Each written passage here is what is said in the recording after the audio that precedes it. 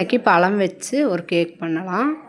அதுக்கு ஒரு 5 வாழைப்பழம் எடுத்து ஒரு பவுலில் போட்டு நல்லா மசிச்சுக்கலாம். அதுலேயே ஒரு கப்பு கரும்பு சர்க்கரை போட்டு, ஒரு கப்பு தேங்காய், 1/4 டீஸ்பூன் ஏலக்காய் பொடி எல்லாம் போட்டு நல்லா மசிச்சுக்கலாம்.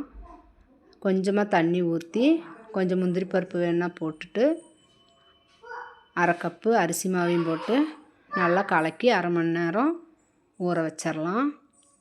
சின்ன சின்ன பவுல் எடுத்து அதில் கொஞ்சம் நெய் தடவி ஒவ்வொரு கரண்டி அதில் ஊற்றி அதுக்கு மேலே நமக்கு தேவையான நட்ஸ் வச்சுக்கலாம். நாங்கள் பேரிச்சம்பழம் வச்சுருக்குறோம். அதை எடுத்து ஆவியில் ஒரு 20 நிமிஷம் வச்சு எடுத்தீங்கன்னா ஈவினிங் ஸ்நாக்ஸு ரெடி ஆயிடுச்சு. குழந்தைங்க விரும்பி சாப்பிடுவாங்க, நல்லாயிருக்கும். ஸ்கூல் விட்டு வர்ற குழந்தைகளுக்கு கொடுங்க, நல்லா ஹெல்த்தியாக இருக்கும்.